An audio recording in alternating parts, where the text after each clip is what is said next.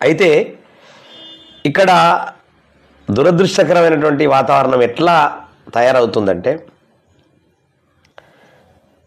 3 పార్టీలల్లా అంటే పార్టీ కండువ వేసుకున్నటువంటి వాళ్ళు అంటే గతంలో హేతువాదులుగా మాట్లాడినటువంటి వాళ్ళు ఇప్పుడు ఏతులవాదులుగా మాట్లాడుతూ ఉన్నారు. నేను నిన్న మొన్న యాక్చువల్లీ నేను ఎప్పుడు వీడియోలు చూడా, ఈ మధ్యలో ఎవరు ఏమంటున్నారనేది ఈ 2-3 రోజుల నుంచి చూస్తున్నా నేను. ఎందుకంటే ఏమంటున్నారు, ఎవరు ఏమంటున్నారు, మనం జస్ట్ పేపర్లో వచ్చినటువంటి దాన్ని అనాలిసిస్ చేసుకుంటా మనకున్న ఆలోచనను ప్రజెంట్ చేసుకుంటా పోతున్నాం. అయితే చూస్తూ ఉంటే ఏ కులమైన మతాలు పక్కకు పెడితే ఏ కులం వ్యక్తి అయినా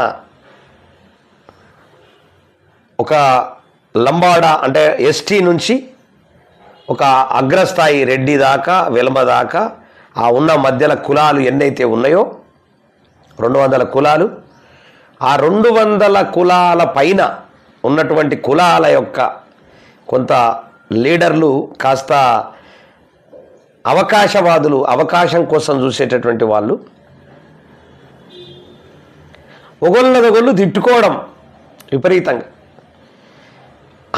అసలు కాంగ్రెస్లో ఉన్నోడు బీజేపీని తిడుతున్నాడు, బీజేపీలో ఉన్నోడు కాంగ్రెస్ని తిడుతున్నాడు, బీఆర్ఎస్లో ఉన్నోడు కాంగ్రెస్ని తిడుతున్నాడు, బీఆర్ఎస్లో ఉన్నోడు బీజేపీని తిడుతున్నాడు, బీజేపీ కాంగ్రెస్ ఉన్నోడు బీఆర్ఎస్ని తిడుతున్నాడు. ఇట్లా కేవలము ఎవరళ్ళు ఎమ్మెల్యేలు, మంత్రులు, ముఖ్యమంత్రి కాడికి వెళ్ళే హ్యాపీగా ఉన్నారు.